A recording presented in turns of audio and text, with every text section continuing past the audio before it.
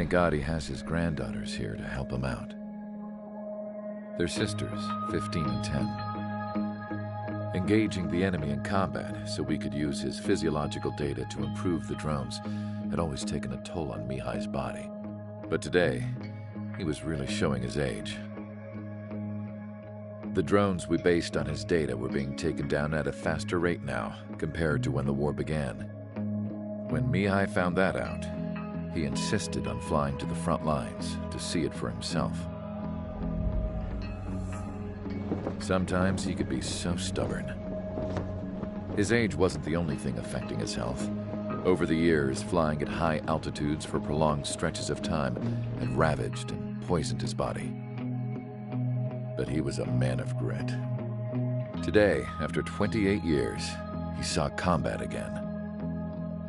If his flight suit still wasn't good enough to protect him, I can't imagine how many Gs he hit today during the battle. As a pilot, he exceeds all our expectations. It's going to take a bit more tweaking before our drones can match his skill.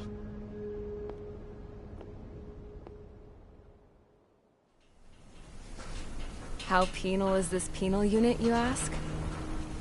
This place is a shithole. If you took the stink of all the corruption in the world, then corralled it all in one place, that would give you a pretty good idea of what the air smells like around here. We got all kinds of critters, too. Everything from flea-ridden guards, rabid dogs, and a mechanic doing the stretch for life. I can't forget the rats. Yeah, we got those. And some pilots who got their wings clipped, too. One's a great pilot, but a lousy thief. One's a gambler with no luck. And one's an anarchist with no balls. Their job here was to rev the engines on the fake runways. The idea was for Aruja's spy satellite to pick up the heat sig. Even though there weren't any real fighters here, it looked like it on their infrared.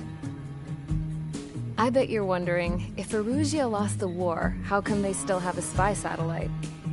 Because someone over there was smart enough to train a bunch of computer nerds to hack into half of Osia's satellites. Every now and again, I'd try to bust out.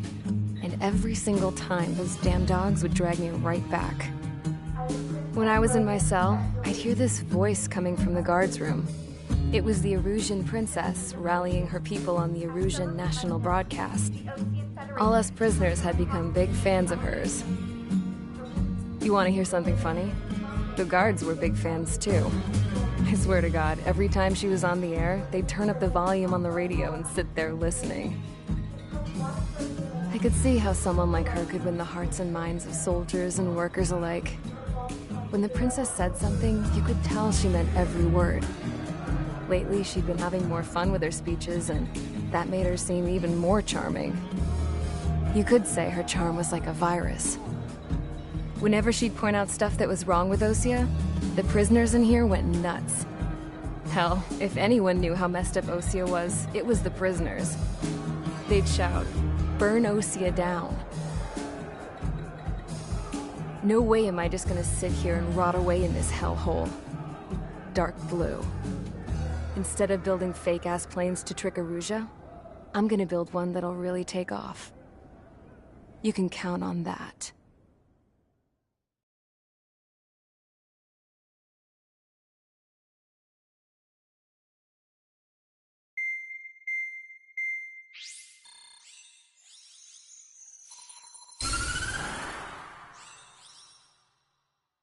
As proved by the failure of our previous strategy, the Arsenal birds have bolstered the enemy's anti-air network.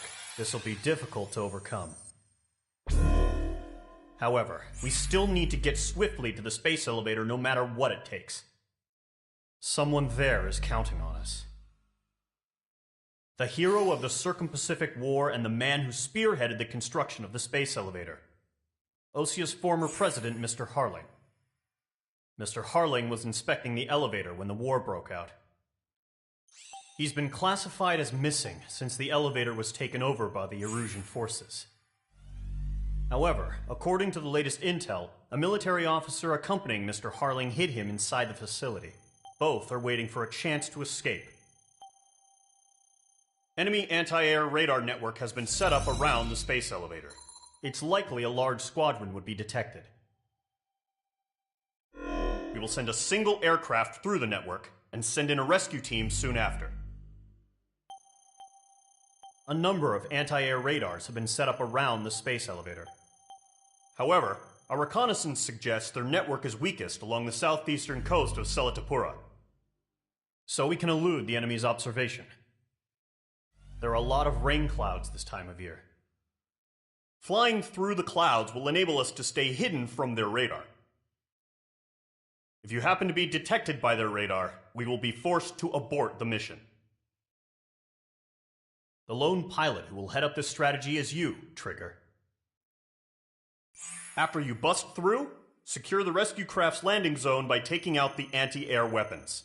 Gollum and others will arrive shortly for support. Provide escort for Mr. Harling's craft after rendezvous. Good luck out there, everyone.